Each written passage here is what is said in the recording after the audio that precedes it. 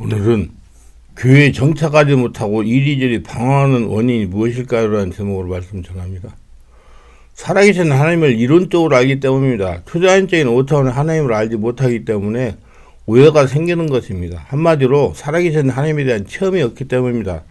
실제적으로 신학대원을 졸업한 아무개 전도사가 우리 교회에 와서 예배를 드려보더니 불안하고 두려운 정세가 일어나니까 자신하고 맞지 않는 교회라고 자신의 인척들에게 다른 교회로 옮기라고 하는 통곡이 벌어진 예도 있습니다.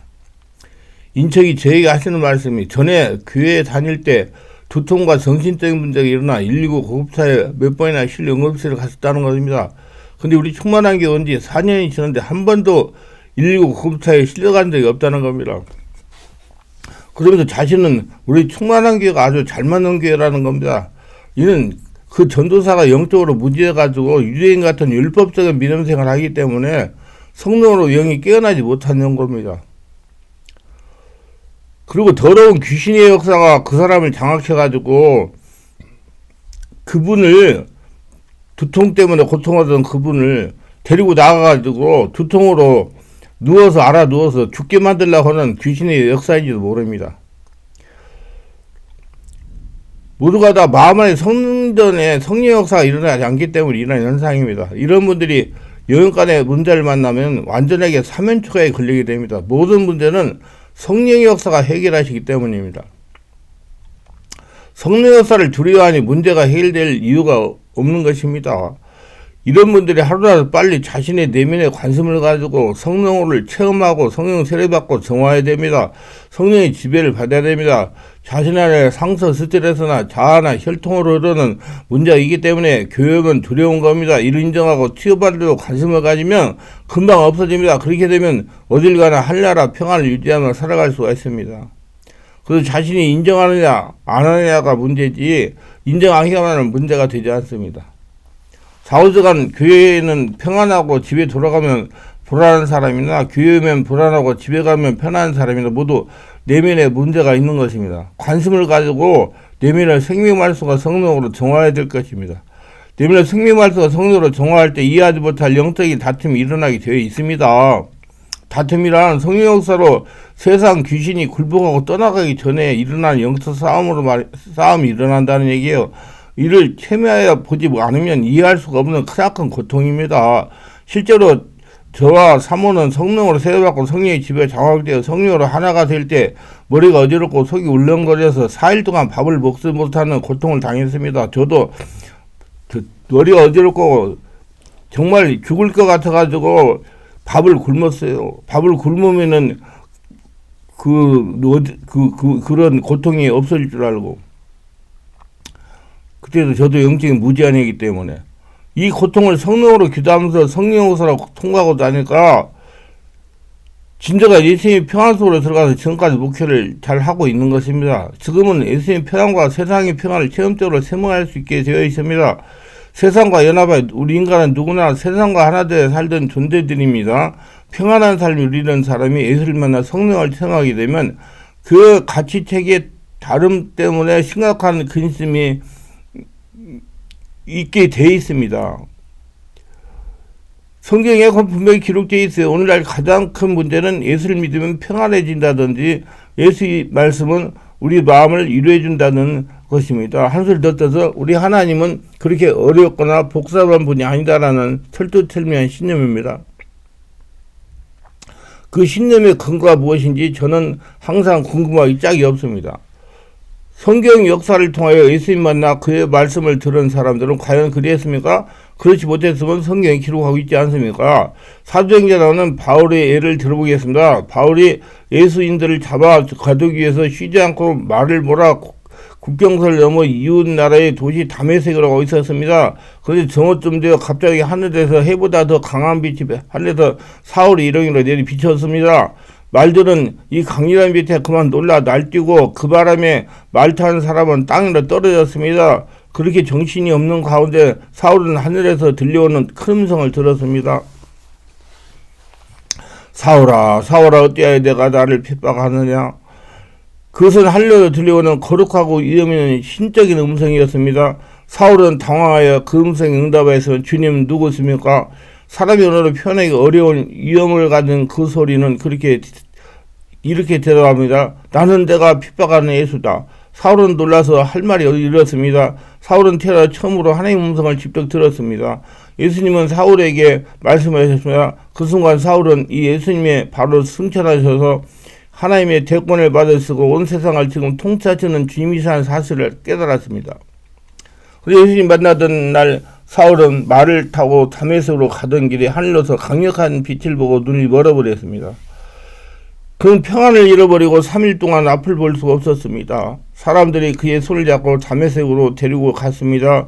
거기서 성령의 인도로 그리스도의 제자 중 아나니아라는 사람을 만났는데 그 사람은 시력을 잃은 사울의 머리에 손을 얹고 기도해 주었습니다. 그러자 그는 마침내 눈을 뜨고 다시 시력 영적인 눈을 회복했습니다. 그는 다시 볼 수 있었고 참 평안을 찾았습니다. 그는 새로운 사람이 되었습니다. 그는 새로운 삶을 살아야 한다고 결심했습니다. 예수님의 평화 속에서 일생 동안 성령인들 받는 사도가 되었습니다.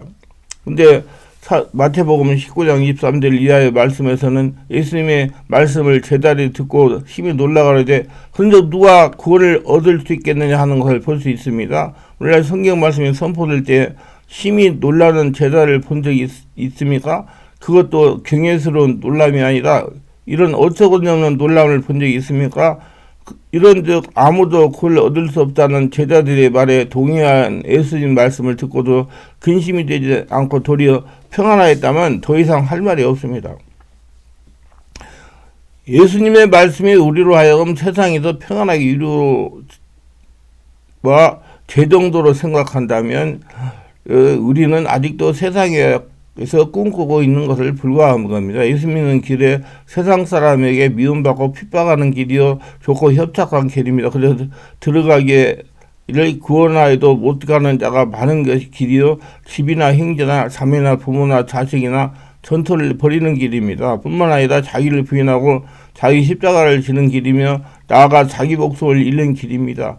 이렇게 이 세상에서 유익인과 낙원의 길을 가는 사람들이 예수를 따르는 사람이라고 성경은 목이 아프게 외치고 있는데 세상적으로 잘 되는 것이 하나님께 영광을 돌려드리는 것이요 그러므로 믿지 않은 자들에게 본이 된다는 탐심이 인하여 지금 말에 잘도 속아 넘어가고 있으니 딱하고도 한심한 일입니다. 그러므로 성경 우리에게 망대를 세우고 전에 미리 앉아 그 비용을 예산해 보라고 가르칩니다.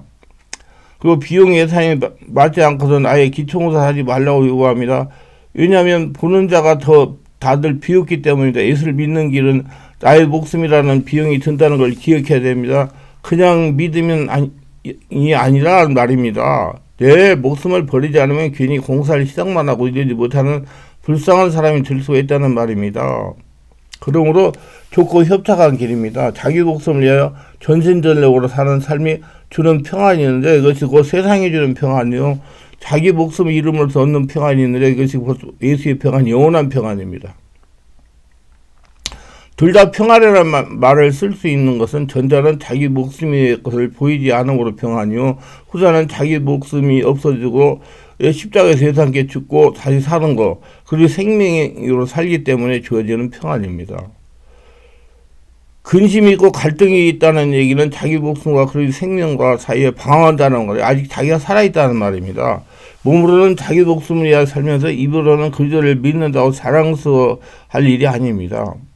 세상이 주는 평안은 가볍게 무시할 수 있는 성질의 것이 아닙니다. 더구나 여기서 말하는 세상은 일반적으로 생각하는 세상이 아닙니다. 즉 부정과 부패가 난무하는 저 논마의 백성들이 아니라 하나님을 향하여 기도하던 유대 백성들이 곧 세상입니다.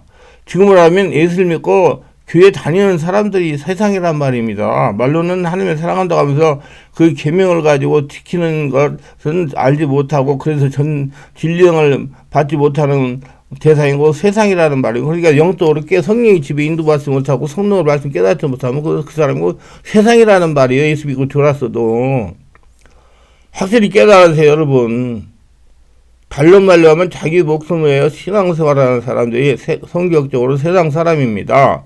세상은 이런 사람들에게 자기 평안을 선물하는데 이것이 기도하면서 누리는 평안이요 구제함으로 가지는 평안입니다. 그래서 어렵사리 큰일 한 건 하고 나면 몸이 피곤해요. 소위 영혼은 하나님 앞에 뿌듯하고 자랑스러워 평안한 것입니다. 그러나 이 모든 것은 어떠한 일을 자기가 함으로써 주어지는 것들이요, 자기의 신앙 수준에 따라 조령 무게로 변하는 평안입니다. 그래서 하나님 앞에 열심히 살지 못하고 죄송스럽고 그래도 또 눈물을 흘리며 회개기도 하고 나면 속이 후련하고, 그러면 또 그 용서의 관계에서 평안하고 마치 냄비에 죽을 끓듯 다람쥐가 쳇바퀴 돌듯 하는 것이 오늘날 신앙 행태입니다. 신앙의 주체가 나에게 있기 때문입니다. 예수를 믿는다는 것은 주체를 옮김을 뜻합니다. 즉 나의 평안이라 예수의 평안을 가지게 된다는 말인데, 따로 주체가 예수인으로 나의 행위나 감정적 변화에 전혀 영향을 받을 필요가 없게 되는 것입니다. 예수 죽고 예수를 태어나가지고 성령 인도 받는 거, 왜냐하면 우리가 하나님을 사랑함으로 평안한 것이 아니라 하나님을 사랑을 받음으로 평안한 것이기 때문입니다. 사랑을 받아본 사람만이 사랑할 수가 있습니다. 하나님의 사랑을 모르고 하나님의 사랑으로서 누리는 평안이고 세상이 주는 평안입니다. 이건 분명히 예수의 평안과는 다릅니다. 왜냐하면 전자는 우리가 하나님을 사랑할 때만 누리는 평안이요, 후자는 그냥 내 속에 존재하는 평안이기 때문이다. 그래서 본문에 끼치리라는 말, 앞이 의미로서 허락하다, 곁에 두다라는 말이죠. 즉 너희를 평안하게 해주겠다는 말이 아니라 너희를 평안을 허락한다는 거예요. 이건 곧 나의 평안인데, 이 아버지가 내 이름을 부릴 진리의 성령이시고 다른 보혜사이시다. 그러므로 우리는 하나님의 자녀이면서 평안의 아들들입니다. 세상이 주는 평안도 맛보고 예수께 주는 평안도 맛보는 사람만이 세상의 평안을 알 수가 있습니다. 세상이 주는 평안으로 잘 먹고 잘 살던 경험이 과거지사가 아닌 사람은 현재의 삶이 그것이라는 반증입니다. 물론 예수를 믿고 나서부터입니다. 그래서 세상이 주는 평안이 크면 클수록 하나님의 평안이 거부하게 됩니다. 그러므로 저희가 평안하다 안전하다 할 그때 잉태된 여자에게 해산의 고통이 이룬 것 같이 멸망의 홀이 저에게 이르니 결탄하고 피하지 못하라. 세라니가 5장 3절. 모쪼록 하나님의 평안을 선물로 받아서 세상의 평안에 만족하며 사는 사람들에게 하나님의 평안을 소개하는 사람들 되시기 바랍니다. 영원한 평안. 평안의 단편적인 지식을 가지고 이 교회 저 교회 자신하고 맞다 맞지 않다 늘 오리를 범하지 말기를 바랍니다. 우리를 범하는 제일 큰 문제는 크리스천이 영성이나 성령이 역사하면 자신에게 밝고 좋은 현상만 일어나는 것을 이해하고 있는 경우가 많습니다. 그건 극히 초보적인 생각입니다. 자신이 성령으로 장하게 되면 자기가 받아들이기 거북스러울 현상도 일어납니다. 쉽게 나타나는 것은 몸에 닭살이 돋으면서 찾아오는 두려움입니다. 이 두려움은 성령이 장악할 때 일시적으로 일어나는 현상입니다. 쉽게 설명하면 자신이 이성과 육체가 초자한 채 5차원의 성령에 지배하여 들어가니까 초인적인 4차원의 존재 귀신이 일으킨 현상입니다. 자신이 이성과 육체가 주인으로 있던 귀신들이 성령 역사가 두려우니까 자신이 장악하고 있는 사람을 그렇게 두렵게 느끼게 하는 것입니다. 그래서 이 장소가 자기가 맞지 않아서 나타나는 현상과 같이 느끼게 해가지고 자를 이탈하게 하려는 귀신의 미혹이라는 겁니다. 이때 조금만 인내하고 참는 순간 떠나가는 것이 보통입니다. 그러나 자를 이탈하면 성령의 인도를 받지 못하는 사람이 될 수도 있습니다. 상당한 기간 동안 성령의 지배를 받지 못할 수가 있습니다. 이렇게 영성이나 성령의 역사는 어두움과 밝은 역사가 있습니다. 평안하지 않는다는 것입니다. 두려움도 있다는 겁니다. 예, 닭살이 돋고 몸이 으시시하고 머리가 어지럽고 하는 현상도 있다는 겁니다. 이걸 통과하면 평안해지는 겁니다. 성령으로 제압하고 통과하면 평안해지는 겁니다. 그렇기 때문에 체험 없이 일어나는 현상을 인간적인 지식으로 이러쿵저러쿵 하는 옳지 않는 것입니다. 영적인 눈을 말씀을 삶에 적용하여 열리는 거예요. 반드시 말씀 안에서 성령으로 체험한 결론을 말해야 됩니다. 왜냐하면 밖으로 나타나는 영적인 현상은 귀신 역사, 성령 역사가 비슷하기 때문입니다. 정확한 분별은 자신의 인격이 예수님 인격을 변화되는가 아닌가, 삶에서 열매가 있는가 안 나는가 그거입니다. 바른 성령 역사가 나타나면 반드시 인격이 변화되고 삶의 열매가 좋게 나타납니다. 하나님은 살아계시기 때문이다. 살아계신 하나님께서 자신 안과 밖에서 영역을 넓히고 계시는데 나쁜 열매가 나타날 수가 없는 것입니다. 체험함으로 분별하고 바른 성령 인도와 지배를 받기를 바랍니다. 오리 범하지 말고 쓸데없이 고통당하고 광야길 걸으면서 연단받지 말고 온전히 하나님께 순복해가지고 자신 있고 예수로 살아서 성령의 지배에 인도받아서 복된 삶 사시기를 바랍니다. 기도합니다. 오늘도 저희 설교를 끝까지 들어본 일 축복하옵소서. 특별하게 구독, 좋아요, 알림 설정 후원하신 분들을 기억하시고 성령으로 세례받고 영안을 열려서 한 교회에서 정착하면서 살아계신 하나님의 성도로 살아가며 자신이 하나님을 보물이지어 평생 하나님과 동행하며 하나님의 축복을 거둬들이며 살아가옵소서. 예수님의 이름으로 기도합니다. 아멘.